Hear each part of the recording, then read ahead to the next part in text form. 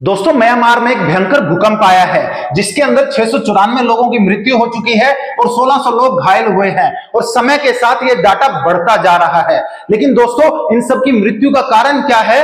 भूकंप। क्या है? भूकंप। तो दोस्तों ये भूकंप आता कैसे है, इसके पीछे क्या कारण होता है? दोस्तों ऐसा क्या हमारी धरती या हमारी अर्थ के अंदर होता है कि बड़ी बड़ी बिल्डिंग एक समय में ही नीचे गिर जाती हैं और बेगुनाह लोगों की मृत्यु हो जाती है? दोस्तों चलिए हम जान लेते हैं कि भूकंप कैसे आता है। दोस्तों जैसे आप स्क्रीन पर देख सकते हैं, जो हमारी धरती है वो आमतौर पर 4 परतों में डिवाइड होती है। उनके नाम क्या है? Inner core, outer core, mantle core और क्रस्ट। दोस्तों जो क्रस्ट और ऊपरी मेंटल कोर है हम उसे लिथोस्फेयर कहते हैं। क्या कहते हैं? लिथोस्फेयर। और दोस्तों इसकी जो मोटाई होती है वो 50 किलोमीटर होती है। कितनी? 50 किलोमीटर। और दोस्तों यह अलग अलग वर्गों में बटी होती है या कहें कि अलग अलग प्लेट्स में डिवाइड होती है। और दोस्तों इन्हीं प्लेट्स को हम क्या कहते हैं?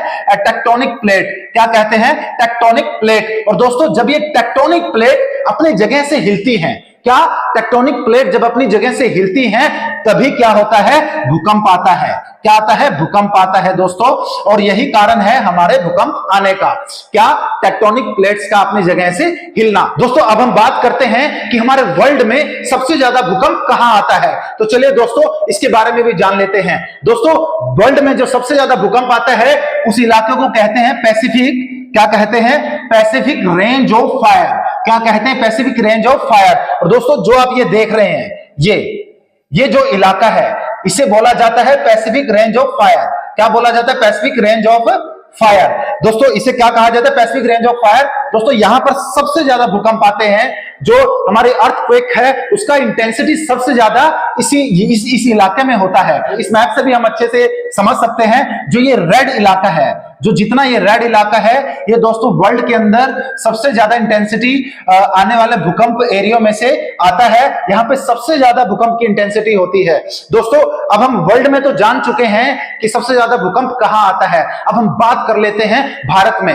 दोस्तों भारत में सबसे ज्यादा भूकंप कहां आता है? तो दोस्तों जैसे आप स्क्रीन पर देख सकते हैं, 5th zone, 4th zone, 3rd zone और 2nd जोन, ये जोन है जो अलग अलग बांटे गए हैं। दोस्तों इसके हिसाब से हम समझेंगे कि भारत में सबसे ज्यादा भूकंप कहां आता है। दोस्तों जो 5th जोन है ये ऐसा जोन है जो सबसे ज्यादा भूकंप आने वाली इलाके हैं, जहां पे भूकंप की जो इंटेंसिटी है वो सबसे ज्यादा होती है। दोस्तों इसमें कौन से इलाके आते हैं? हिमाचल प्रदेश, पूर्वोत्तर क्षेत्र और कच्छ, ये सबसे ज्यादा खतरे वाले इलाके हैं। यहां पर 8 से 9 तीव्रता वाले भूकंप आने की आशंका होती है। और ये भारत का करीब 11% हिस्सा, कितना? 11% हिस्सा 5 जोन के अंदर आता है। दोस्तों जो आप ये रेड जोन देख रहे हैं, ये वाला और ये जो ये देख रहे हैं, ये सारे किस में आते हैं? 5th जोन में। ये सारे 5th जोन में आते हैं। और फिर बात करते हैं 4th जोन की। किसकी? 4th जोन की। इसमें दोस्तों दिल्ली समेत उत्तर भारत का तिहाई क्षेत्र आता है। यह भारत का 18%, कितना? 18% हिस्सा इस जोन के अंदर आता है। और दोस्तों जैसे आप इस कलर से आप एस्टिमेट लगा सकते हैं, ये सारा हिस्सा ये 4th जोन में आता है। दोस्तों ये वाला हिस्सा भी सारा 4th जोन में आता है। दोस्तों अब बात आती है 3rd जोन की। यह मध्य भारत है और भारत का इसमें 30% हिस्सा आता है। दोस्तों जैसे इस कलर के हिसाब से आप देख सकते हैं, ये वाला सारा हिस्सा, ये सारा हिस्सा किस जोन में आता है? 3rd जोन में। और दोस्तों अब बात करते हैं 2nd जोन की। 2nd जोन में क्या है दोस्तों? दक्षिण भारत क्षेत्र आता है, जिसमें सबसे कम खतरे वाले क्षेत्र होते हैं। और भारत के बचे हिस्से इसी जोन में आते हैं, जैसे ये वाला हिस्सा, ये वाला हिस्सा, ये और ये, यहाँ पे कम इंटेंसिटी वाले भूकंप आते हैं। तो दोस्तों आप समझ गए कि भारत में भूकंप कहां कहां आता है और किस तरीके का आता है। तो दोस्तों अब हम ये भी समझ लेते हैं कि जब भूकंप आए तो हमें क्या करना चाहिए, उससे बचाव कैसे करना चाहिए। दोस्तों आप स्क्रीन पर देख सकते हैं। दोस्तों जब भी भूकंप आए तो आप क्या करें? किसी भी टेबल के नीचे छिप जाएं और टेबल को अच्छे से क्या कर लें? पकड़ लें। क्या कर लें? टेबल को अच्छे से पकड़ लें।